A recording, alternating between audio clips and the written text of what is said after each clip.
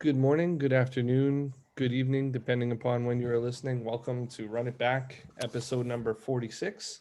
I am your host, Menelik Fernandez. So the premise of Run It Back remains the same. So as I introduce every episode the same, I will continue to do so here. Basically, on Run It Back, what we do is we take teams that have played previously and we run the game back, so to speak. So we talk about things that worked, things that didn't work, what we would do differently, what we would do the same, how we base our matchups, how we prepared for the game, all that kind of fun stuff. And for quite some time now, we've been very fortunate to have coaches from the games join us. So today we're looking at a game from January 26, 2019. It is Wingate versus Carson Newman. We're taking it on from Wingate's perspective, and we are most fortunate to have the associate head coach from Wingate join us, Marcus Kirkland. Marcus, if you give me a second, I'll try my best to do you a little bit of justice with a healthy introduction here. Marcus has been at Wingate for just over 10 years now, and 5 of those years as the associate head coach. He is also engaged in the role of the Director of Diversity and Inclusion at Wingate. He's been involved previously 7 years at the AAU level for a team called Hoop Nation as the head coach there. He's had stops at Livingstone and Reading College as an assistant coach. He's also got a very healthy camp background where he's had 7+ years working Danielle Marshall's camp and being an integral part of running that, as well as several years doing a multitude of camps overseas, predominantly in Italy, where Marcus played pro for 5 years and has associations with their national team. So, as a friend and a colleague at this point, somebody that I've had the good fortune of getting to know over the past 6-7 months or so, welcome. Thank you so much for taking the time to do this, and I really appreciate having you here, sir. Thank you for having me. And I'll drop the $3 in your Cash App. Well, you don't have Cash App in Canada, so whatever the Cash App is in Canada, there for that wonderful introduction. Thank you. I appreciate it. Exit through the gift shop, just on your way out there. So let's go back. We're going back a little bit of time. Obviously, we're talking about a game from 2019. What was special about this game was that you did, in fact, stand in as the head coach in this particular game. So take us through your preparation, your scout. When do you find out that you're going to be manning the ship, as they say, and how do you approach that if it's any different than what your typical process would be? Sure. The Wednesday before, I believe, played a conference rival, which is Queens. It was probably our biggest rival. As a crow flies, we're only separated by about 7 or 8 miles. And so that's probably our head coach, Brian Good. That was his previous stop before leaving for greener pastures at Wingate. And so he wasn't feeling really well going into that game. And then come to find out Thursday, he was diagnosed with walking pneumonia.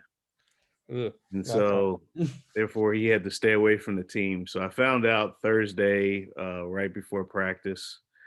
And then Carson Newman is about a 4-hour trip for us. So we generally leave on Friday.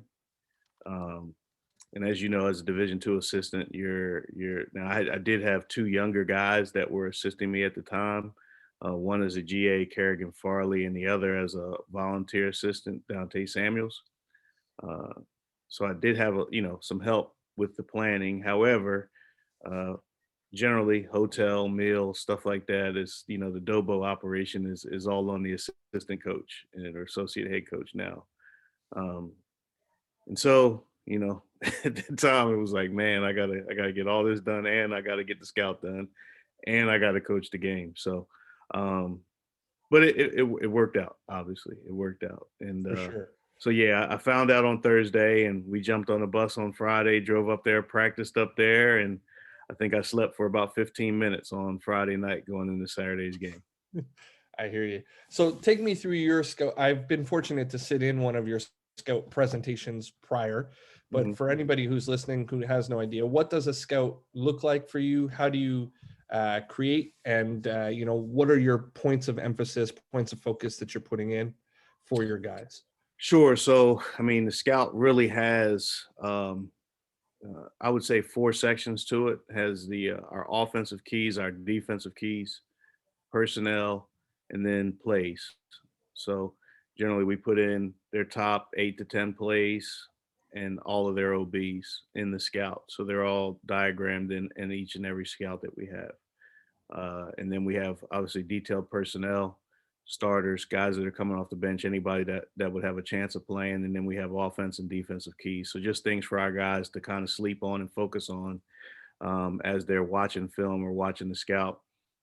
Just some things for them to some key points for them to take and keep an eye on and to focus on during each particular game. So we try to give our guys probably more information than they'll ever need.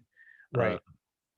because it's better to be over prepared than under prepared. Now, it's one of those things everybody's not going to take and absorb all those key points in the scout. But if there's one point that they can absorb and do well in, then we'll be successful in that particular game.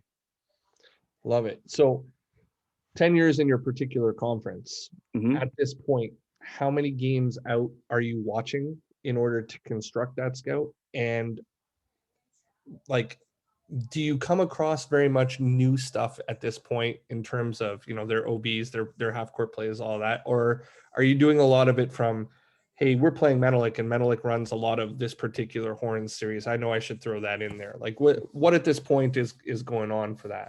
Sure. I mean, I think the big thing with our conference is we have some really innovative coaches. Nice. It's very rare that coaches will run the same blobs or slobs year after year. So, and Carson Newman is a little different though. They run the same baseline out of bounds play for the most part. However, they change their offense on a year-to-year basis.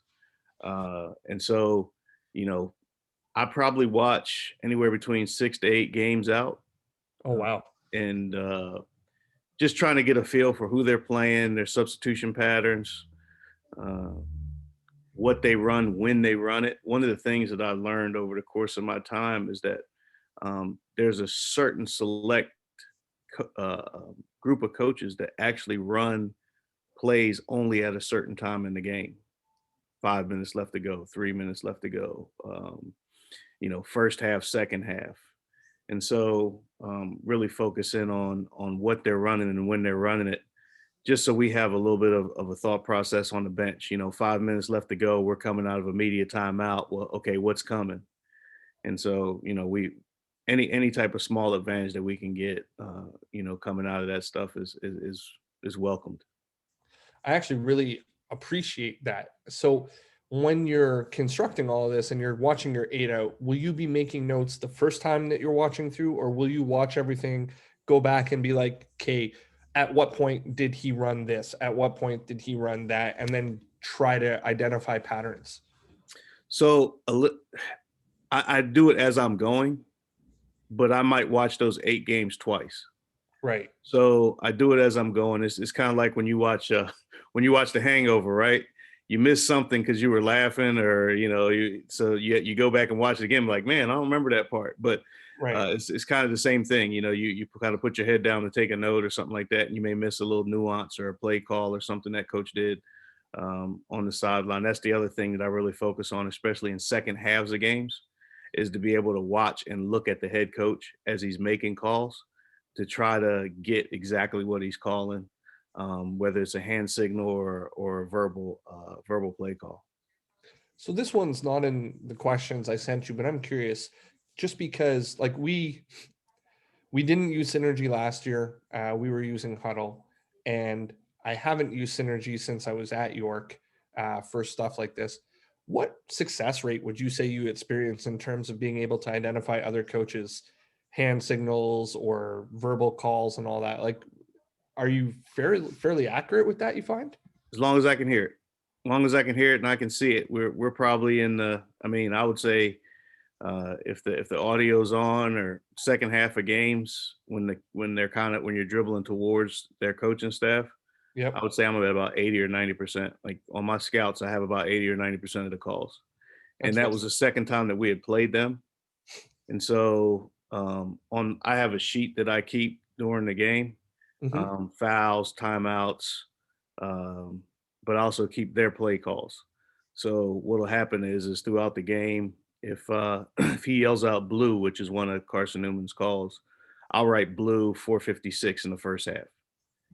And then so I don't necessarily have to look at it and remember it, but I can go back after the game's over, pull it up and look at 456, look at blue, and then if it's on my scout from previously, I can then go back and add Put it those on and merge together. it together. Yep. So I keep pretty detailed notes on the bench. If you ever, not this game obviously because I was the head coach, but if you ever watch me, I don't react a whole lot during the game.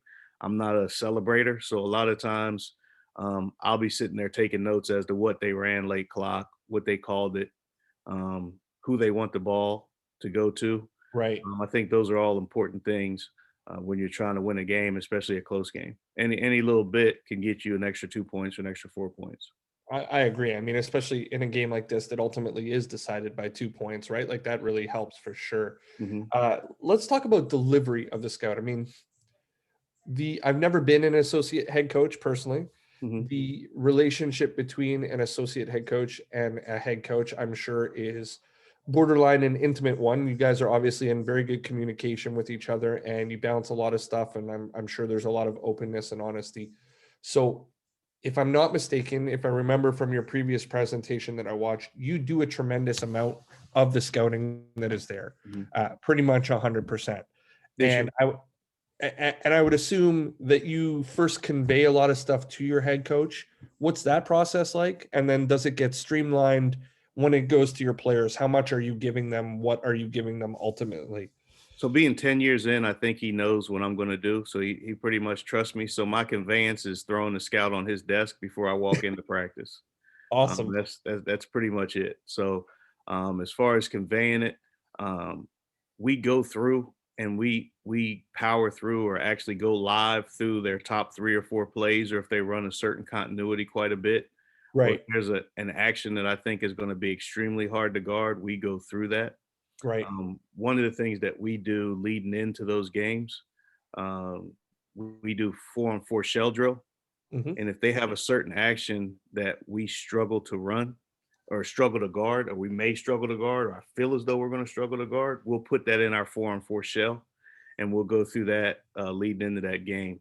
So, for example, if they're running a bunch of flares and we haven't seen flares all season, we'll then run like a series where we're putting flares into our 4-on-4 shell drill, and so it just makes us have to guard that 4-on-4. When you add the extra fifth guy, it makes it a little bit easier. But so that's one of the things we do. And then I think that the other thing, really, as far as delivery goes, is we do go through every OB live and we go through their top 3 or 4 plays live.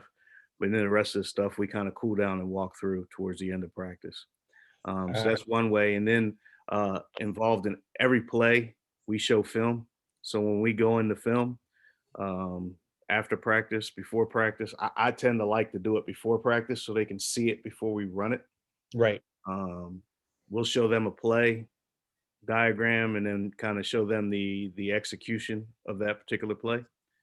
Uh, and then we go through personnel. I'll put like 4 or 5 clips just to kind of give a brief feel. But now this is all available to them offline. I've just found that guys are a little bit easier. It's easier to get them to watch video than it is for them to understand when you put stuff on a diagram. As a coach, I can understand what it is on the diagram and probably translate that to the court, whereas they have a little bit more trouble doing that.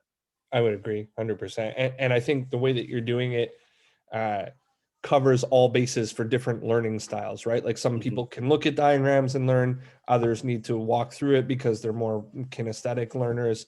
And then, some people just, I'll be able to go back and check the film later and I'll be fine with seeing it.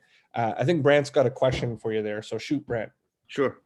Coach, how do you handle, you're doing a majority of the scouting, the conversations with your boss when you come across something you think you really need to cover and he doesn't necessarily want to waste time and practice on it? I mean, ultimately, he's it's his decision. Um, he might get a funny look from me in the game if we don't cover it and we get beat on it. That's when I hit him with the Yeah. Hey, my man. time.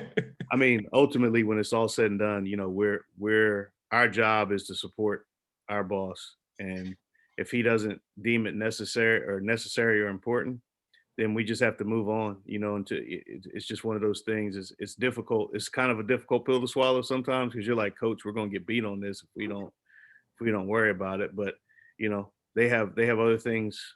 I've learned over the course of my 10 years as an assistant, and last 5 or 6 as the associate head, that, you know, they think a little different. They're wired a little different. So, they have a lot more to worry about than just the defense. They have to worry about our offense and how we're gonna attack them.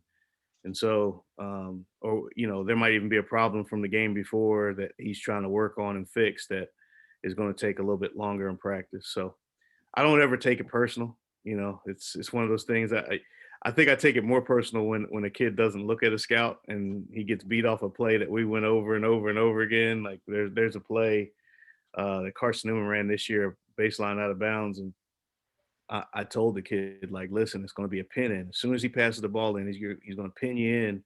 You got to jump to the top side. And sure enough, first play, he gets hit on the back screen and guy curls it right to the front of the rim for a dunk. And I'm like, just kind of looked at him like, What do you want me to say at this point? I tried to tell you. yeah.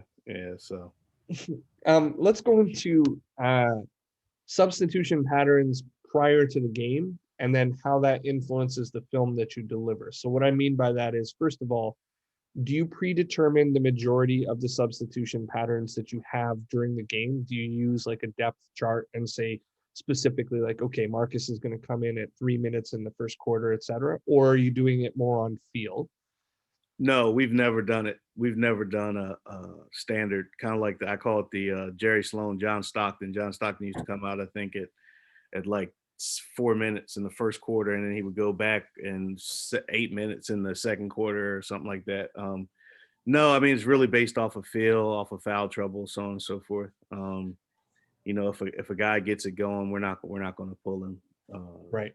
And then we also have certain guys that we know once they get fatigued, either their offense or their defense is worse, or their decision making is bad, or they're going to start committing fouls. Example, we have a big kid that we know if he gets fatigued, he's gonna pick up some quick ones, because he's going to start using his hands, and he's gonna get a little lazy and start pushing and shoving, and then that's when he picks up fouls, because he's a big dude. So I think it's really based off of feel, based off the game. Right. There's certain games that guys we're not getting up and down. They've slowed the pace down, or we've slowed the pace down, and they're able to play a few more minutes. If we're going into a bye week, we're probably pushing our starters a little bit more, play a few extra minutes, just because we know that there's not a game on Saturday or on Wednesday. So obviously that requires you to be very adept or very percept at recognizing fatigue levels in certain players. So you're constantly monitoring that. The reason that I ask about the depth chart, though, is with the delivery of the preparation of the scout, will you give everyone the same video, or will you give them your 1 through 7 player? Are they going to get more on the particular players that they're going to guard? Like, what does that video look like, basically? No, everybody gets the same video, because I mean, what happens if you go down? A guy gets, God forbid, knock on wood, I'll knock on wood, a guy gets hurt, and now that backup has to play starter minutes. Right. Everybody needs to be prepared in the same way. I mean, I've always kind of felt that way. I don't want a guard to be able to come off the bench that maybe only plays 10 minutes a game, and he gets hot, and let's just say we're going to play him 20 minutes that game. Right. And he's not prepared to guard or prepared to or know the scout. So that's really kind of where we are with that. We try to prepare everybody the same, whether you're the first man or the 15th man. Like it. So with this particular game, going sort of from the general process to the specific one, what did you identify as your advantages? What were the keys to beating Carson Newman at this time? What were the matchups that you felt you could attack, and what were the matchups that you felt were dangerous for you? Well, so overall, I thought we would be okay in this game. I thought we had the size to be able to play with them. Big Q, who's our center, he's really good. So 1 through 7, we were good. Made me a little nervous when we got a little deeper than that, because we were really young after that. There's one point in time in the second half where we have 3 freshmen on the floor. that always makes you a little bit nervous. But I think we were pretty evenly matched. We were a little faster than they were, so we want to get up and down. They play a matchup zone, so the more we can run and not allow them to get into the matchup zone. Uh, and then two, if we could shoot them out of the matchup zone. In the first 5 minutes of that game, we shot them out of the matchup zone to where they had to go man for a little while until they got it under control. Um, I think Frankie Johnson, my point guard at the time, 5'7", who shot about 35%. I think he went like 3 for 4 or 4 for 5 or something like that in the first half from the 3-point line. So something that was pretty rare because he normally doesn't take that many shots. But we were really pushing the issue and telling them to get up shots so we could kind of see if we get that zone discombobulated a little bit. Like it. Forgive me. So what are your general principles on things like pace, how many guys to the glass, and running a basic screen coverage type versus running various types of screen coverage types? And how did those specific categories change for this particular game? So they run a lot of high ball screen. Right. And so we really had one specific coverage because we were young. We had a redshirt sophomore big who would, if you watch the game and the pace of the game, he was fine when he was in that ball screen coverage. But then we had a freshman big that struggled a little bit. And so we went to like a drop coverage, but a high drop because they weren't really looking to shoot mid range or get to the rim from off of those ball screens. They were looking to shoot threes. And so we were looking for a high drop, active hands. Big Q was able to get his hands on some passes when they tried to drop it off to their 5 and stuff like that. So we did a fairly decent job of it. I think the part that we struggled with a little bit was when they started involving their 4 in the ball screen. They went to a 4-5 ball screen. Right. Early in the first half, which actually got them back in the game. The Coleman kid was coming off of those ball screens and getting downhill, and that hurt us a little bit. The adjustment we made was we put our best defender, our best wing defender on him, which was Jacob Dawkins, and we got it done. And yes, Frankie Jamie is a tough dude. He's one of the at 5'7", he was second on our team in rebounding behind our 6'8", 260-pound post player. Gotta love guys like that. Yeah, he was top 10 in the conference in offensive rebounds and steals. So that was pretty amazing. So to answer your question, generally, we send our 4s and 5s and 3s to the glass. So 4s and 5s to the glass. 3 has the choice as to whether he needs to get back or hit the glass. 4s and 5s are mandatory. Right. And 1s and 2s get back. With Frankie in the game, it's 4s and 5s and the 1 get to the offensive glass, and the 2s and 3s get back mandatory. So it was just a little different when Frankie was out there because he'd scoot in there and steal at least 2 to 3 rebounds a game offensively and get us extra possessions. As far as pace goes, it really depends on the team we're playing. Against Carson Newman, we did want to run a little bit. We felt as though our speed and our athleticism was an advantage in that game. I think that, and then of course with their matchup zone, when they get there, when they get set, it's tough to score against. Right. Right. So then, like the last part of that, which you've touched on, brings me to the discussion that I call the jack of all trades, master of none versus the specialization discussion. So like in this game you mentioned, and I have some clips on, you went to the drop, you were going drop and over for a large percentage of the game. Mm-hmm. Would that be your standardized coverage throughout the whole season? Or are you guys the kind of coaching staff that it's like, for this particular game, we need this, and for that particular game, we need that. So therefore you teach all the different things. So to speak. We teach them all. We teach them all because I think you need to have them all. If you watch in this particular game, we were in drop, and we ended up going under on a couple of guys. So you can actually hear me on the film yelling under because I didn't feel like those guys could beat us, and we were going over and we were causing some mismatches where those guys were really just looking to penetrate and kick. Right. So there were certain guys we're going under on, some certain guys that we're going to drop on. But I think that you have to have them all, and you got to throw. Even pitchers have. If you only have one pitch as a pitcher, they're going to eventually start hitting it, right? I mean, again, we have some really good coaches, and Chuck Benson at Carson Newman is one of the best. And if you hit him with one coverage, by the middle of the first half, he's going to figure that coverage out. Right. So, you kind of have to, you got the fastball, but then you got to have the change up and the curveball as well. So that's why we change the coverages a little bit, throw them off a little bit, and you'll see. We'll even after timeouts. One of the biggest things that I like to do is go zone, Right. because they've sat in a timeout and drawn up a plan to go against your man. Well, now we sit back in our 2-3 matchup, and now they've got to try to figure out how to go against that, and it kind of stalls. Even if you can steal 1 or 2 possessions, it's always great, right? 1 or 2 is always an advantage. That's it. And I know your son's a prominent baseball player, but I love the analogy because, like, I always think of, like, yeah, you might be able to throw 103, but at some point, I'm probably going to adjust to that fastball and get a piece of it. So absolutely, it's going out just as fast as it's coming in. Believe me, going just as far. Yeah. So let's talk about in-game. You touched on it a little bit in terms of what you're tracking when you are just being the associate head coach as opposed to sitting in the big chair. But, talk to me about what's of value to you on the box score, things that are outside of what you're tracking, and how you implement change based upon those things. Like, are you a coach on the fly? Are you going to yell at them in a timeout? Are you going to spend extra time at the half? Just what's your strategy for implementing change and fixing errors?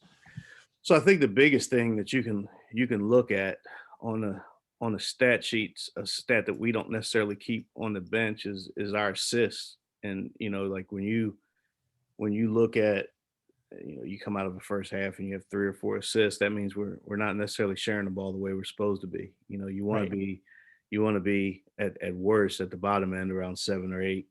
And then, to be honest with you, our biggest thing is rebounding. So when we look at a stat sheet, especially at halftime, how many offensive rebounds have we given up? How many defensive have they gotten? How many offensive have we gotten? And how many defensive have we gotten? And then overall, are we getting beat on the boards? I think as long as the field goal percentages aren't super out of whack, like if a team is shooting 80%, of course your defensive rebounds are going to go down, right? Right. And there's not a lot of opportunity for them to offensive rebound if they're shooting 60, 70, 80%. So I guess the one thing that we really, really focus on is if the field goal percentages are in whack, because that's a hustle stat. And if you're getting outworked, you're going to get outworked on the boards. And every game, I think that we've lost in the last 5 years, we've lost because we've gotten out rebounded. Interesting. I don't think we've won some games that we've gotten out rebounded, but we've lost just about every game that we've gotten out rebounded. So if we get out rebounded, that's a telltale sign that we're not working as hard as we need to. So as a coach whose team that I took over last year had the worst rebounding margin in our conference, how do you implement change during games? Is it just a matter of, hey, you're getting out hustled, or are there strategies that you implement to, hey, like with that particular person, do this, or we need an extra person to the glass, or like we're going to go tagging up instead of whatever on the offensive side now? Like what are you guys doing?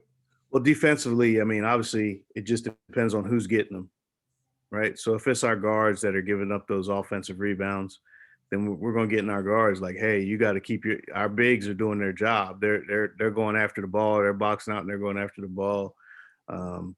You got to go get it. There are some teams in our conference that they have some philosophies that are a little different. There's a team in our conference that'll actually jam your bigs, essentially try to push your bigs underneath the basket. So their post player's job is to force your bigs into the charge circle and hope that the rebound goes long, and then they send a secondary rebounder from the 3-point line, like a guard will come in to kind of snag the offensive board. So your bigs have to be tough. Your your guards have to focus in on rebounding in that particular game. And so I think the biggest thing is focusing in on technique. You know, everybody's got to hit and go get, you know. My big guy, I don't ask him to hit. I just want him to go get the ball. Right. Most post players are already contacted with their players, so it's not necessarily a huge thing for them to turn around and box out. So it's more for them to just go after the daggone ball. You know, go get it. Go get the money. You know what I mean? Yeah. And but my guards or my wings, they've got to box out because that guy flying in could really disrupt my bigs getting the ball. Do you have any preference playing with the lead or playing from behind? I mean, I'd rather play with the lead. my blood pressure doesn't go through the roof when we're you know what? It's funny. Over the years, our teams, I think it's really hard to play with a big lead. Right. So would I rather play with the lead? Yes. But like in this game in particular, I think we went on like a 20-2 run to start the game. Right. And then, you know, it kind of turns into, I hate to say it like this, but like an and one mixtape where guys are just one pass shot.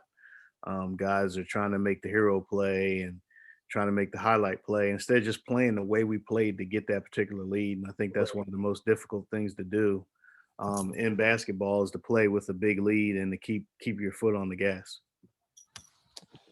Love it. I don't think there's too much that's missing in there other than just basically, you know, they say hindsight is 2020, obviously. Is there anything looking back that you felt maybe was missing from the scout that could have helped you prepare even better for this opponent after watching, being through the game, etc.? Or do you feel that like your game plan, which you identified as your strengths, all that kind of stuff was fairly on point? Well, there was a kid, Brandon Coleman. Right. He had. I have the box if you want. Now, give me a second. I'm gonna try to remember it. I think he was 5 for 5 in the first half.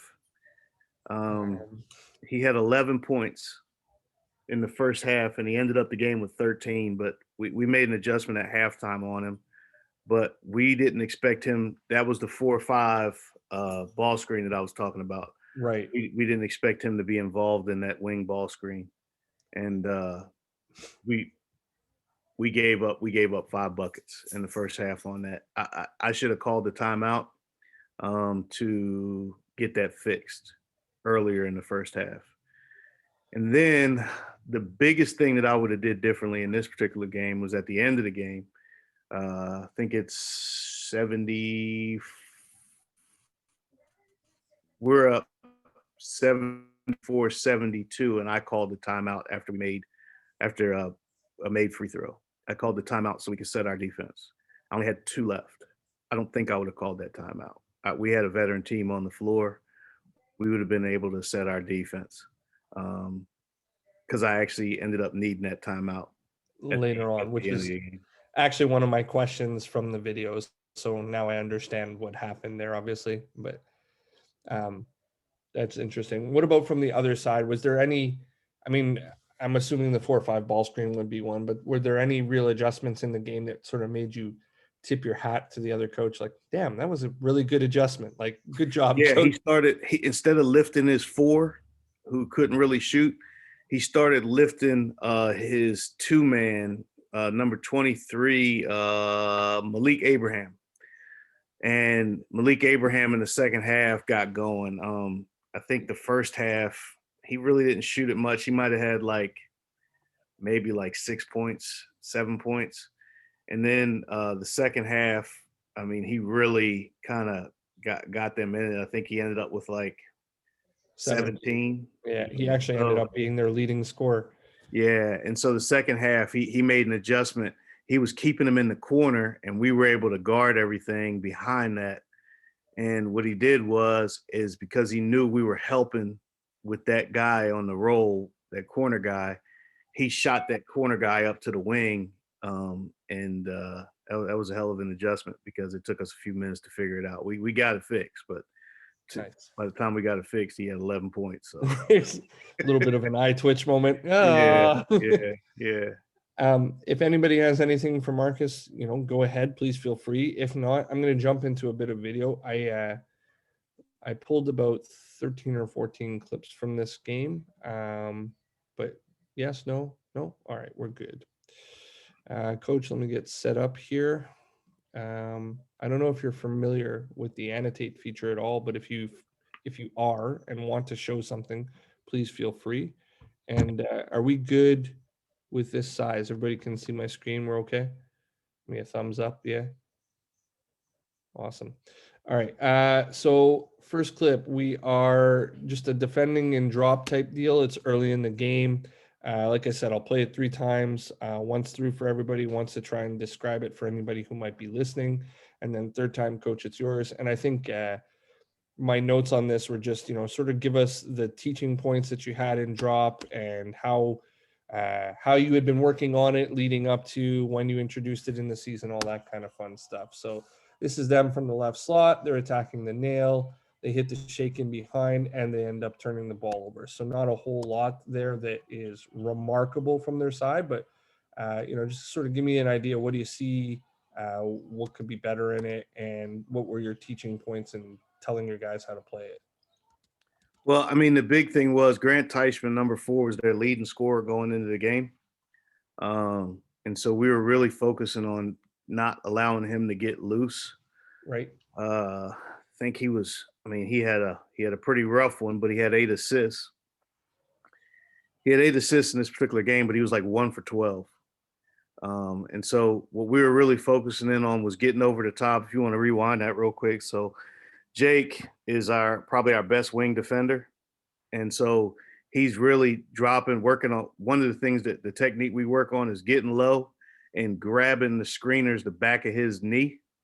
And that means you're going to get over the top of that. So grab the back of his knee, step through the door, basically get your foot on the other side of his foot and get to the other side of that screen. He didn't do a great job of it on this one. He grabbed the knee, but he didn't get his left leg over top of that screen. But he's quick enough and athletic enough that he can get back to the other side. Big Q, who's our post player there, really experienced post, is stepping up. But if you watch his hands, he's really active with his hands, and it makes it a difficult pass. They can't drop it off to Parker Rollet there. Right. And so now then you have in the gap over there on the opposite side, he's stunting basically to get him stopped so he can't in and out and get to the outside of Big Q. Basically, it gets him stopped and allows Jake to get back into play. So we stunt with that 4-man that's on the wing. So if you watch and you roll it, stunts and recovers, Marco recovers, and everybody's back guarded. And then Frankie's pesky ass is right there getting the steal. So are you a tagging team usually? So like the gentleman who's guarding your wing, you mentioned they made the adjustment later on. Are you tagging this role typically? Yeah, so if you watch, Frankie's there on the roll. So if they did hit him, he was there. But he's just fast. I mean, that's all to it. I mean, he's tagging the roll, they kick it to the wing, and he gets his hands on the ball and gets a steal. Love it. In terms of your big, you called him Big Q. What are you telling him in terms of posture and hands high versus hands low? And like, is he reading the offensive player's eyes? Is he reading where the ball is? Do you not care about those cues? Like, what are you sort of teaching them with that? So the big thing for me with him is to keep his feet moving. I mean, he's 6'8" and a half, 260. So if his heels hit the ground, he's done. He's getting beat to the front of the room. So he's got to keep his feet moving. So if you watch, and you could probably hear me yelling at him, keep your feet moving, Q, keep your feet moving, Q. And that's basically so he's able to keep his feet moving, keep his active hands, and he doesn't get beat. And then Marco does a great job of pinching right there to kind of get Teichman stopped. And then Jake is able to get back in front. Q's able to recover. And then obviously, because they're trying to kick it back to that guy, Jake being active hands as well. I think that's the biggest thing when you're guarding screens is you have to have active hands. Right. So the last thing I have on this is Big Q. What is his cue, C-U-E, to go back to his? It's all verbal. It's all verbal. So Jake's like, I'm back. And once he says I'm back, he's gone. Right. Love it. So next clip is fairly similar. It's another drop type coverage. And so they get an offensive rebound. They put it back up top. They get back into it from the right slot, and they go screen and roll towards the middle. You touched on it a bit, but I think in this, my question had more to do with the nail help and how much of a commitment level you want from them in terms of the stunt and recover. Like, are you okay with the two-way stunt? Do you want them right on the nail all the time, or is it personnel based overall? It's all personnel based, so you'll know if your guy is a shooter, we want you to stunt and recover. If that guy is not a shooter, then you can stay a little longer. You can linger. And I wanted to touch on this a little just because you're one of the first people that I had a decent conversation about nexting with. Do you consider nexting at all as a screen coverage for your conference? And I think this would kind of be an ideal situation. So for anybody who doesn't know what the next or the wall is, the gentleman that we're talking about in the stunt would just basically take the ball handler. The ball defender would end up going to the other side, and the person who is the low man on the original help side would rotate to this shooter number one in the left slot. Is it at all a consideration that you guys tried playing throughout the season? Not during this season. We did consider it this year. I think the big thing is it has to be a team that runs a lot of wing ball screens. Right. Our conference, for the most part, has kind of gone away from wing ball screens over the last few years. There's a lot of high ball screens, not as many wing ball screens. Love it. Love it. But Frankie did a good job of stunting. I mean, Q did a good job. And then we had actually, because we were saying that our roll help is going to come off of 22 because he's not really a shooter. So if you watch, number 3 is helping in the roll, as well as Marius, number 3 Haskins, and number 4 Logan. They're both helping, kind of pinching from both sides. Like it. Sorry, give me 1 second. We got BT here, and I'm going to stop share. We got somebody with a question. Yeah, Big Q is Indian Land's finest. You're right, Jamie. All right. Sorry, Jamie. Jamie obviously knows the personnel a lot better. Doing one of the better scouting services out there. So what do we got here? We got an attacking the hedge one here. So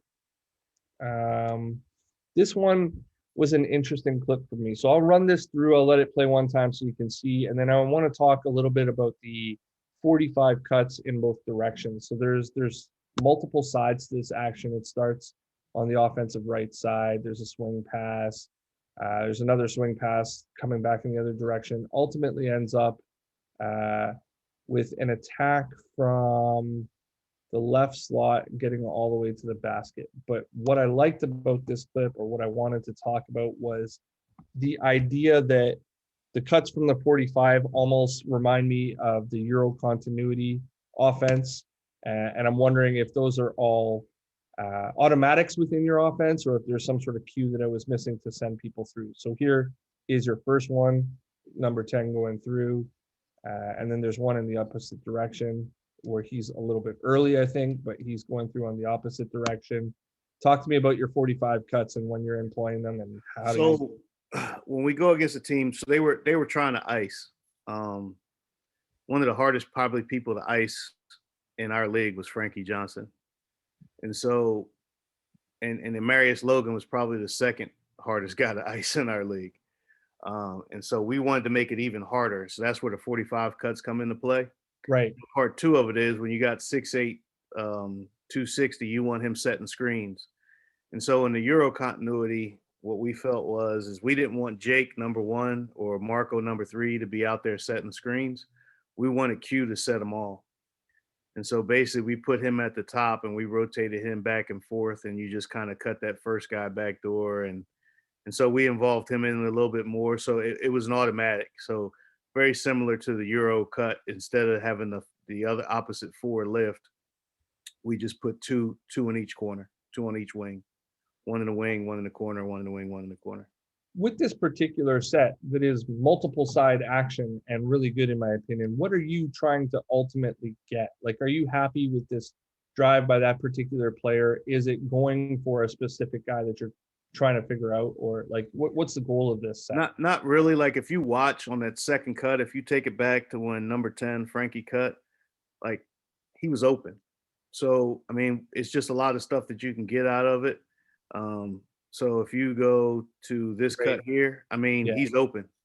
And so if Jake is probably a little bit better passer on that one, he can get it to him for a layup. Now I don't know if we want to hit Frankie, you know, on that particular cut, but number 3, Marco Haskins shot 47% from 3 in this season. He hit 99 threes on the season. And so he's cutting back door. Well, right now he's kind of open. So, I mean, that's really what we were looking for, is to kind of get them to go with the cutter, maybe come off of that. And they weren't really going to leave Quantre, Big Q. They weren't going to leave him because he's rolling to the basket. He had quite a few dunks in this game because they just didn't want to. So they didn't want to keep giving up dunks to him. So his guy wasn't really getting out too much. And we felt like we could get some open shots out of it. Love it. And then after a while, you get the defense man locked. So they all get man locked on the weak side, and that's really what created the driving lane for Frankie on the other side. So if you roll it, now on the weak side, their guys are further out of help, and they're getting further and further out of help because we've been running this, and so now, you know, where they're a pretty good help defensive team in the first 15 seconds of the clock, in the last 5 or 10, they're not. What about the timing of this second 45? It looks like he's going before we even get to the top ball screen. Right. Are you okay with that timing? Yes, because if the passing pocket is going to be right when he comes off of that ball screen. That's going to be the only time he's going to be able to hit him with a pass. Nice. I like it. So next clip is a real easy one. They have the ball. You guys steal it. You're coming down other direction. And threes in transition. I ask every week, basically, what's your philosophy on? Can everybody shoot them? How do you get the green light with Coach Kirkland? You know, what's your philosophy on it overall? So we have green light, yellow light, and red light. We have drills in the preseason and drills throughout the season that you can do to earn your green light. But in transition, we don't have a problem with threes. I mean, we want you to shoot 30 and above, 35 and above, to be able to take that. Like I don't want Big Q stopping and shooting a pull-up 3, right? But right. Like Marco Haskins, who's shooting 48%, I want him shooting that, because if that's the earliest and openest shot that he's going to get, I want him taking it. For sure. And so, you know, transition threes, inside out threes, those are in my opinion, the best threes to take. Love it. So what about like what percentage would you like to play in transition in a game? I know I asked you this the other night, but you know, what's sort of like an ideal ratio for you? And I think it really depends on your team. Right. You know, like I said before, like with this team, with Cottingham, who was a freshman on this team, who's all conference first team this year. You know, Amarius Logan, who was, I think, 5th or 6th all-time leading scorer in the state of South Carolina. Frankie Johnson. Like I want to play in transition with this team as much as we possibly could. But I've had, and then, you know, obviously Big Q, who at 6'8", 260, he can actually run. Our backup post player was 6'9", like 190, and he can run and jump. Mm-hmm. And so, you know, obviously I'd want to get, especially in this game, want to get out in transition and not let them get into that matchup. Love it. So the next one's a bit more of a what am I looking at type deal. It looks like briefly you go zone here on this possession, and it looked like to me you only did it for the one possession, and then went back and didn't play it again for a little while. So is this a matchup? Like, what did you guys end up doing here, and what do you think teaching wise in terms of what it looked like versus what you want it to look like? No, I mean that's exactly right. This situation where we're coming out of a timeout, I think it was a dead ball. I think we were coming out of a timeout or a media. Yeah, so I believe it is an ATO. They took the ball out in their back court, and they walked it up. So I do actually believe that it was an ATO. I don't Yeah, remember. so that just goes back to I'm pretty sure this was after a media.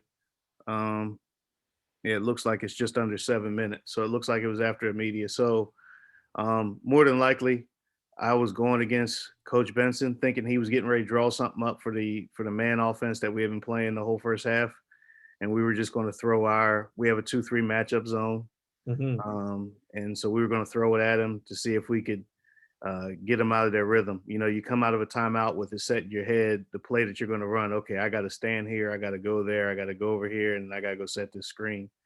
Well, now if we come out of this ATO and we're in the zone, first of all, by the time they get into a play for the zone, it's about 20 seconds, and then we just have to play defense for about 20 seconds and guard and talk and communicate. And you know, obviously, I think they got the ball into the high post right here. Frankie dug it out. You know, obviously, pressure on the ball is important, because if Quantre doesn't pressure the ball right there and Frankie isn't digging at him, he's got a wide open guy at the front of the rim.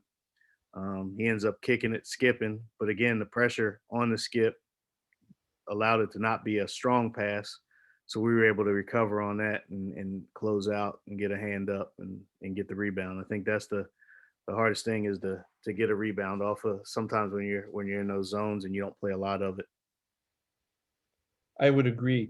Take me through some of your teaching points here, because I found it this is what sort of confused me, was how high your wings were, and that your top two players were almost kind of like in a tangent.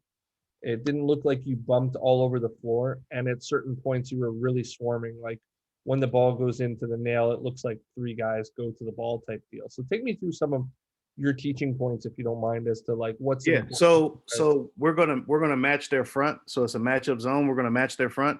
Right. So if they have a 4 high front, our wings are going to be really high. We want our wings really high. Right. And so those two bottom guys they're going to be almost even with the foul line. So if you look, they've got two guys high. We don't want anybody unguarded. So once that guy on the wing catches it, Frankie's going to bump Jake. I think that's not Jake. That's Charlie. So he bumps Charlie down and he takes it. So now, you know, it comes back up. So top guard, Cottingham's going to have to come up. He's going to bump Jake back, and Jake's going to kind of recover back. And then everything is recovering in the passing lane. So whenever you get bumped as a bottom guy, you got a hand or a body at the 3-point line, because everybody wants to make that one more. If we can get our hand on that one more, make that one more lob pass, it just makes it a more difficult pass. Like it. And then when the ball goes into the high post, 5-man comes up, slams him, basically doesn't let him turn, doesn't let him kind of face up. And then we have a guard come in and dig the ball out to basically where he's uncomfortable and he wants to get rid of it. We've got defending the reject and tagging are my notes. I'll let the clip play. So we get like a wide slot pick and roll spread, going towards double side.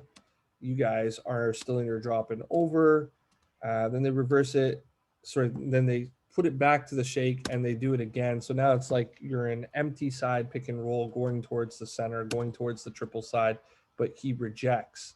And on the reject, it creates a bit of a hard scenario for you, because you were waiting in the drop on the other side. So your big is forced to have to recover down, and then this allows for the drop off on the roll. So in an ideal world, how would you play this differently, better? It never happened.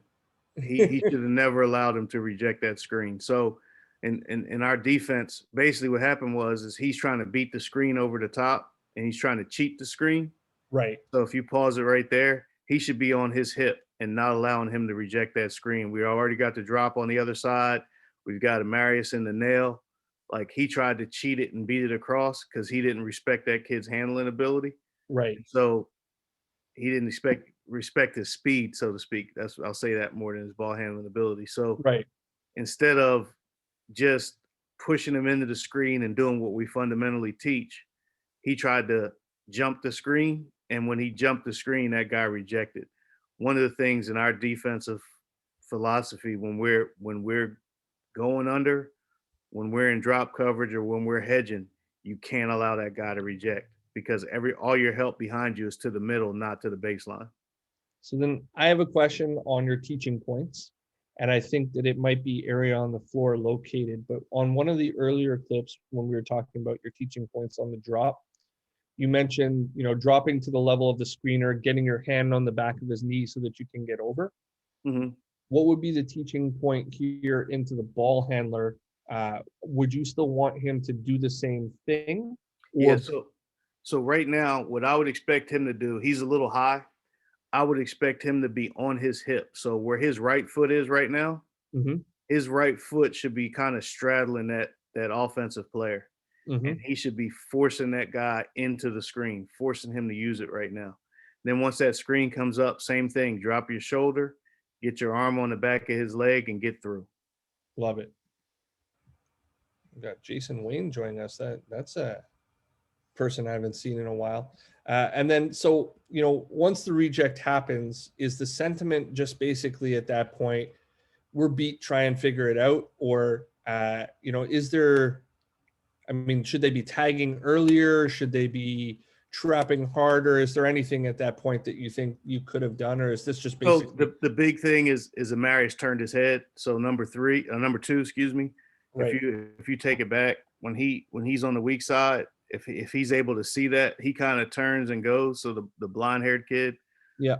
If he'd have been able to get in there and stop that, because at that point in time you don't have a man. We're protecting the rim inside out, unless they have a 46-47% shooter, then we're staying locked in on him. But for the most part, we're protecting rim out at this point. And Frankie's a little hesitant to help because he thinks that our freshman big there has him stopped, and really he did.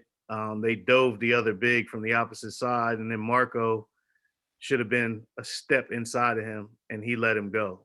So Marco's number 3 there with his left foot at the elbow. He Right. should have been, on the other side of the S and not letting that dude get the ball Right. and making them kick it to the 3-point line. And then we can recover from there. Yeah. And so that there's probably 3 mistakes, letting him reject and then not being in the proper help position. Well, I find it getting to watch with a lot of all these great coaches such as yourself. I think the problem really ends up being at the point of the screen. After that, it's like, it's Mayday and good luck at that point, so to speak. Right. But the one thing I'll say is Marco sees it all happening and he should have jumped. He's got to know that ball is going to 11. And so he should have jumped in front of that kid and not let him get the ball. It would have shut it down. He would have had to throw an overhand skip over a 6'10" dude or 6'9" dude with like a 7'3" wingspan. That ball's not getting up to the top of the key in any hurry, and we'd have been able to recover on that. Like it. You mentioned briefly that this gentleman should be your help, the blonde-haired kid you referred to him as. Yeah, he should have been the help, but he was. Right now his guy's a non-shooter, Right. And he's trailing him out to the 3-point line on a drive. He should be stepping in there as well. But because he's not there, Marco is, and Marco's watching it come. He's watching it come right at him, and he'll tell you he should have been in there. Love it. The reason that I was asking was, typically speaking, a lot of the time you hear people talk about their whole person or their most important guy being the lowest guy on the floor. Mm-hmm. So the question I was asking is, would this be scout specific to come here? Would it be based upon this gentleman being smaller, or would it be based upon his man being the non-shooter, that he should be the help in that scenario? Right. Like Frankie's guarding 23, Abrams, who's the shooter. Right. And so he's got to pay a little bit more attention to that because he shot about 42%. And so he's got to pay a little bit more attention to that. I wouldn't want him to overcommit. And so, but also with size down there in the paint, you're looking at number 3 is 6'5", number 2 is 6'3". I'd rather have those guys in there on help. Right. He knew it was going. Number 3 reached with his arm instead of going with his body. Yeah. Ole, as we say Yeah. up there. Yeah. We've got what looked like a pistol set being run by them to me that would be pistol keep that didn't get run very well. And then You slipped uh, it. they just end up slipping out and getting the dunk. So Mhm. talk to me about it. So I mean, you have to keep your same coverage on the slip. So realistically, that's got to be the weak side help. So even though Frankie's guarding the shooter, our communication probably wasn't very good because uh, Frankie should have been in the help, even though he's a little bit closer. Marco should have been a little bit lower because he's guarding a non-shooter. So number 3 on the wing here is guarding a non-shooter. So Right. he should probably be at the A when all this is going on. That would be my preference. And then if he's at the A when all that is going on, it's just a 2 or 3 foot difference. But now he can step in front and either A, take that shot away, or B, make it a challenge shot instead of a dunk. And number 22's path. I mean, had you moved into hedging at this point? Because it looks like he's above the line of the screen. No, he just made a freshman mistake. Unfortunate when it happens. Yeah, he just made a freshman mistake. So we got one here. This is now second half. I believe it's something like 7 minutes left in the game, and they end up setting up. You get nothing in the transition. You kick it back out, and they end up sending up in what looks like a 1-2-2 or a 3-2, depending on how you want to address it. So what are your like? First of all, does this make your scout? What are your teaching points on it? What are you looking to establish against it, so to speak? So believe it or not, it's their same zone they've been playing the whole game. Interesting. So it's their matchup zone. What Coach Benson does a great job of, and at that time he had Coach Shane Williams. They did a great job of moving the zone and kind of manipulating the zone. We had hit a bunch of threes. Marco hit a bunch of threes. Frankie hit a bunch of threes, and then we got Hovass out there, number 14, who's a shooter. And so they did kind of like we did, was bring their wings up high. And so They had that extra wing up high on each side. So it looks like but if you look at it right now, they're in a 2-3. And then just once we start getting the ball moving, they bring that guy up and it kind of morphs. But as any matchup zone does, it kind of confuses you and you think you're in a 3-2. But if you look, the only reason why it looks like that is because Marco is on that strong side. And so they're not going to leave him open for a skip or a swing to be able to catch. Right. 6'5" with a high release, and he could shoot it from distance. So they're not going to allow him to catch it and shoot it. I mean, I think in this game he had probably five threes maybe. And so he can hit from out there. So they trying to take that away. So that's why it looks like a 3-2, but their bottom wing on that side is just staying high. Do you guys do any work on screening your own, or which guy to screen in zone, so to speak? Because, like, as you mentioned, it's basically a matchup at this point. But if you watch, he screens what would have been his own, and then you guys get some great penetration for the drop-off dunk there. We screen gaps. So we screen gaps. So the first thing is obviously, so like Charlie right there, we call that head tap. So head tap, 4-man's going to come up, set that screen. And really what we're trying to do is make that bottom guy make a decision, right? So now when he comes off to pick up Frankie, the nail guy's got to pick up Frankie, right? Or if the 5 lifts and picks up Frankie, which they did in this case, so the 5 lifted and picked Frankie up, are you going to leave Marco in the corner open, or are you going to guard Quantre? Right. So in this particular set, they decided to leave Quantre open and guard Marco in the corner, and Frankie got the lob over the top to Quantre. Yeah. Good night, gentlemen. As soon as he commits, good night. Forget it. Yeah. So once the 5 steps up, that's an automatic. Frankie's going to throw it to the side of the backboard, and Q's going to go up and throw it down. Love it. This one is a defending clip. My notes just say, what are your help concepts here? What do you see? So for anybody listening, it's a wide slot, almost side pick and roll. Wingate is still in their drop and over. They hit the shake in behind, not a very good pass, punch the ball. And after it's posted, there's like almost a switch in the post. And so Charlie's there for a second to help. And then they go top pick and roll out of it. And because of the formation, they're rolling towards the single side. The tag is probably too high, and they end up getting an and one out of it. So take me through it in terms of, there's a lot going on, but what do you see? How could it be better? What do you like about it? What do you dislike about it? So the first thing I dislike about it, and I remember going over this play when we were talking to Charlie, number 14, about this play specifically. He caused Quantre to have to help a little while longer than he needed to off that first initial ball screen, right? Because he didn't get through it. We call it Velcro. He got stuck to the screen, right? And so because he got stuck to the screen, now he's in trail. I almost would rather he try to go to the opposite side and poke the ball away from behind at this point. Now that he's in trail, right? But he doesn't. He tries to get back in front. The reason why the pass is bad is because Quantre did a good job of walling up and having active hands.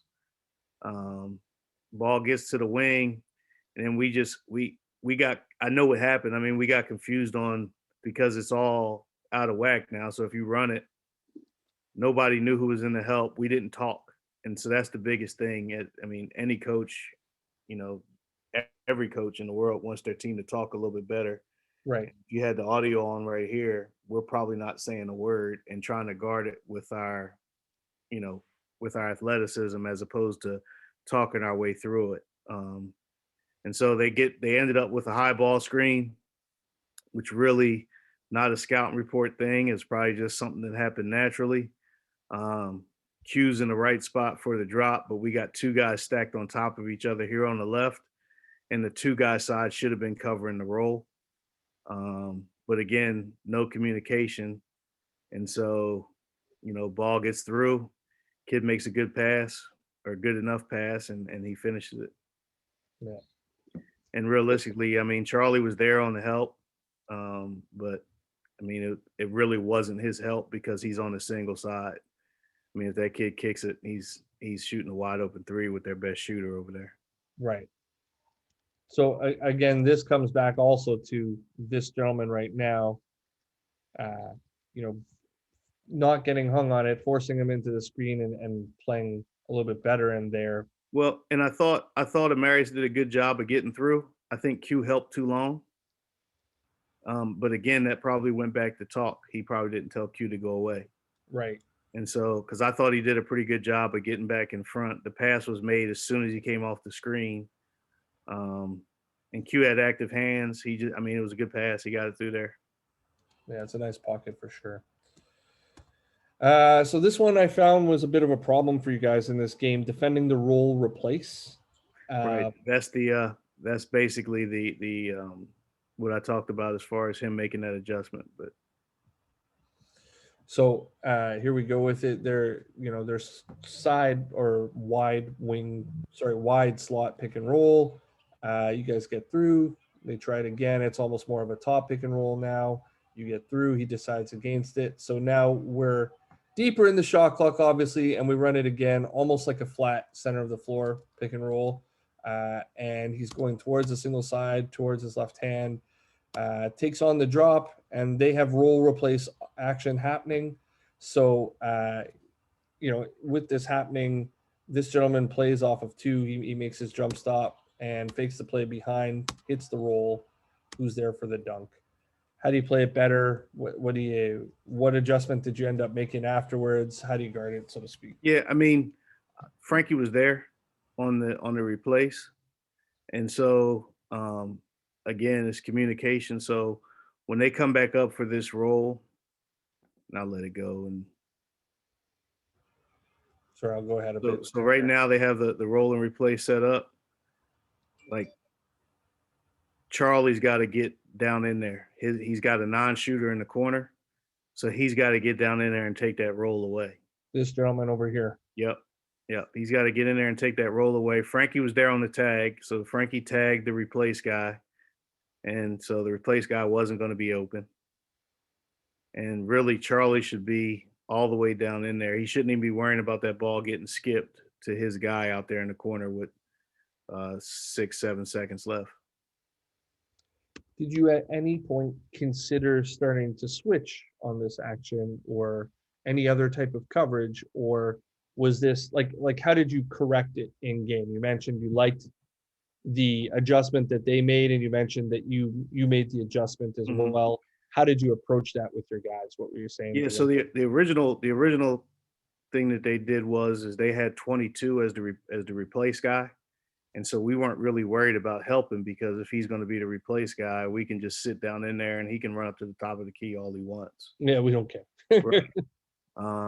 What they did was they moved 23 down to being the replace guy. And so, now Frankie has to chase. It removes that guy. So all we said is who's ever on that corner, or whoever, because we knew he was going to play. So whoever he's guarding has got to stay and stick in the paint and make sure that Q gets back to his post player. Right.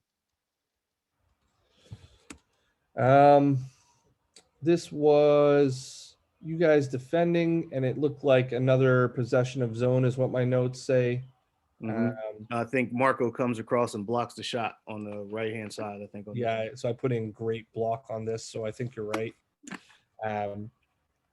Take me through what you were thinking. 3 minutes left in the game. I don't believe this one was ATO. Why did you just throw it in here? They were hitting us on screen and roll, and I didn't want to take a timeout to fix it. Mm-hmm. And I wanted to get them out of their rhythm. They were in like a rhythm, and they were going, and they were in a rhythm. And I was like, I got to get them out of this rhythm. So I think it was maybe after a free throw or after a made shot. You can probably hear me yelling 2-2-2, Right. just switching it to our 2-3 matchup zone, just to give them again fastball.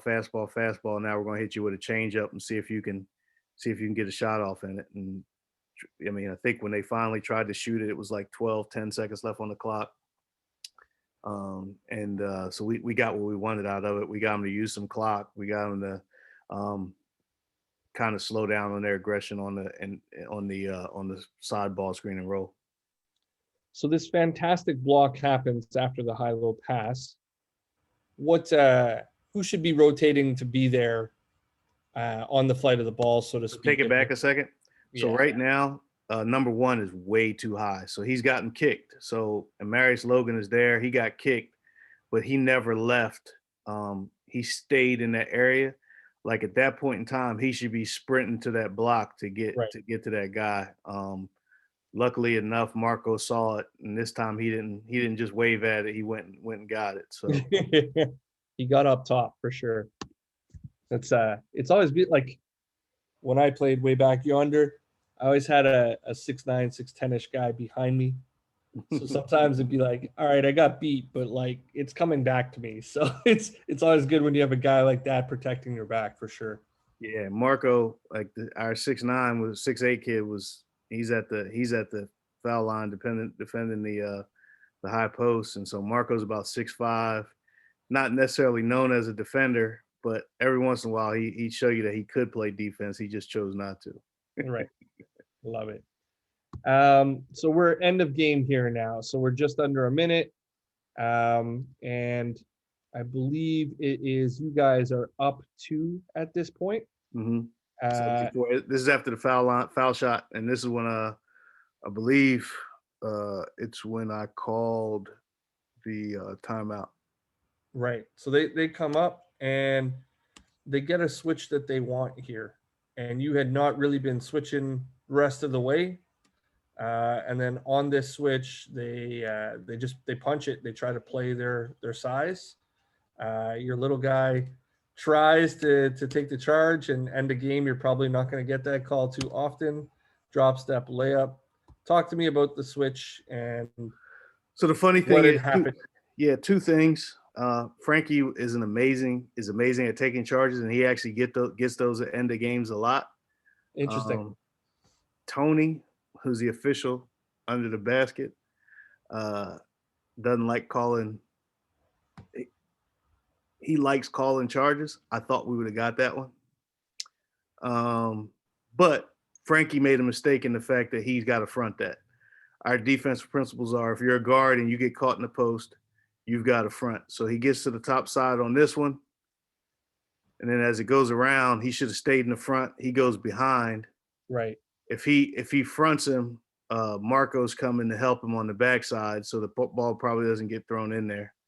So that's probably the primary thing on that. We went to all guards because I wanted to switch everything because of their ball screen stuff. Right. And so we went to 5 guards. I pulled my 5 out of the game, and we were just going to switch everything. The kid that caught it on the block, he's a 6'5". He's not really a post player. He was like a 3. Right. But again, Frankie being 5'6", probably his only play. I would have rather that he stayed big and just fought with him down there and then took the charge. Because I think if he had delayed it a few seconds, Marco was coming to help, and he would have tried to kick it. And I think we had it guarded behind him. So the interesting thing to me is like the rule that I've typically heard is that when you switch under the guy that you're switching to, which he does initially, but then it becomes really tricky to get back top side when you're giving away so much size. Yeah, and see, we don't want to switch under. We want to switch over. Interesting. So you want like full butt denial as he's going down, basically at this point. we want to take that pass away. So we go over the top, take that pass away, and stay on the top side of him. Like it. So the game gets tied. You guys have the opportunity here. There's about 35 seconds left. There's a 10-second disparity between. Is that awful shot from Marco Haskins? Right. So 10-second disparity. My note says no timeout. You've briefly touched on it. Obviously, you took the one just before. We have one. We have one left going into this play here. So, do you practice a lot of end game stuff? Why did you choose not to take it at this point? What were your score? thoughts? Yeah, score tied. I just felt like I had my vets on the floor, and I knew I could call a play. Frankie would take care of it. He wasn't going to turn the ball over, and so I knew we'd get a shot. I knew we'd get something out of it. I actually had Jake, our wing, playing the 5. And so I knew we'd get something out of it. I didn't really like the shot that Marco took right there. I thought it was a bad shot. So when you make this play call, what is the goal of what you're trying to do? So for anybody who's listening, basically actually what I wanted, and it was open, I wanted to pick and pop with Haskins with number 3. Again, she was 48%. So if you go back to the very beginning, right, I would have taken that shot. Frankie chose not to give it to him, but if you watch, they're so focused on Frankie. If he kicks it to him, he's wide open. Right. And again, they tried to ice. If you take it back a little bit, they try to ice Frankie on this wing ball screen, and he just goes by. There's no way you can ice him. He's too fast. So he just goes by. That guy gets under. It would have been the perfect pass back to Marco for a wide open 3. That's what I was initially trying to get out of it. And then I think we bring it right back and we do it again. He throws it to him and we try to run it again. But we get him right there. I would prefer that he shoots that one right there. Yep. I prefer that he shoots that shot right there than to do what he did. So I didn't keep all the clips in, but basically they go in the other direction and they travel on the corner there. In the corner. And here we go. Last play of the game.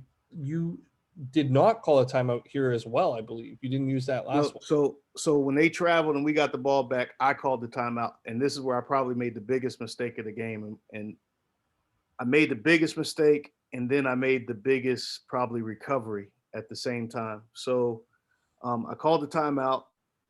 It was our last timeout. So it was I drew up a play, not knowing, and it was a mistake on my part. I drew up a play not knowing that we didn't have, we weren't in the penalty yet. and they had a foul to give. I didn't know that. And so they fouled us. I didn't have another timeout left. And so we had side out of bounds. I called box decoy, and box decoy and Marco, if you didn't cut it in here, but before all this happened, he was taking the ball out of bounds. And I'm yelling that Jake has to take the ball out of bounds because on box decoy, Marco's the decoy, and we're bringing somebody else up to get the ball open. It's 74-72. I'm yelling box decoy. We come up, and if you see on the opposite side, Big Q sets a pin for Amarius, and then Amarius just attacks, shoots a floater. Yeah, I mean, it was a good shot, but there's still time on the clock. So if you see me, I'm telling the guys to get off the court and everything like that, and because they're jumping around, and I'm like, there's still time. So I like it. In hindsight, I mean, obviously the result is great. Is there anything you would have done? Like, would you have gone with the same play call ultimately? Yeah, 100%. We had Frankie and Marco, who I think Frankie had hit 5. He was 5 for 10 from threes in this game, and Marco was 5 for 9, I believe. Right. And so we had both of them on the same side of the floor, and that just pulled the whole defense to this side of the floor. And so we really wanted to give, with 7.7 seconds left, we really wanted to give Amarius the whole right-hand side of the floor to operate on. Amarius is a mid-range assassin. So, like, throughout this game, I think he had hit 5 or 6. Right before this play, 2 plays before this, he hit a big shot fake, one dribble pull up from 15, 20 feet. And so I knew if he could shake loose, he would knock it down. Now, he chose to drive middle instead of driving out to the outside. Right. And somehow he kind of shook loose there in the middle and got it off. It's a huge shot. Yeah, it was. I text him about once a year and tell him thank you for giving me my first win as a head coach. Love it. Well, if anybody has any questions, please feel free. I think that's all I got. Congratulations, sir, on a well-earned W when you sat in the chair. I saw your comment in the recap about being honored to be able to stand in, and I'm sure that your head coach was very proud of everything that you did. And hindsight is 20/20, as they say, but like, you guys played through all of your mistakes and adjusted well every time, in my opinion. So, and we were right in the middle of an NCAA tournament run, so that was probably the most nerve-wracking part. Is like we were right there on the edge, and we just couldn't lose a game, and that was the big thing. I just didn't want to lose the game, and sometimes when you're coaching not to lose, you make some mistakes down the stretch. And like I said, calling that timeout to set our defense, I think was a big mistake. Well, I don't know about big mistake. I think you ended up figuring it out, as I said, and it was a real pleasure being able to do one of these with you. For those who are listening, I got a lot of respect for Marcus. I've mentioned it in a few other Zooms. I think just a tremendous gentleman who's very intelligent. So, really respect you, and thank you so much for taking your time to do this. As far as all the coaches who join and all the people who listen in week after week, I appreciate you. Big thanks to everybody who's been involved with Run It Back so far. It's been an awesome voyage, and it's really helped me keep focused during this time of being so locked down, as I always say. So thank you, sir. Appreciate your time. Hey, thank you. I appreciate it, and thank you for the invite.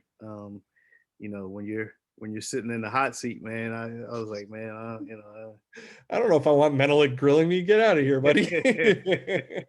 But no, I appreciate the invite, and it was the pleasure was all mine. I enjoyed it. Thank you, sir. Go Wingate. Is it Go Bulldogs? Is that how you guys say it? Go Bulldogs. Go Bulldogs. Love it. Yeah. Next week, I have got Mike DiGiorgio, so please tune in for that from U of T up here in Toronto. I think that'll be a good one. Thanks again, Marcus. Thanks again to everybody who tunes in. See you guys next week. I'm going to stop the recording right there.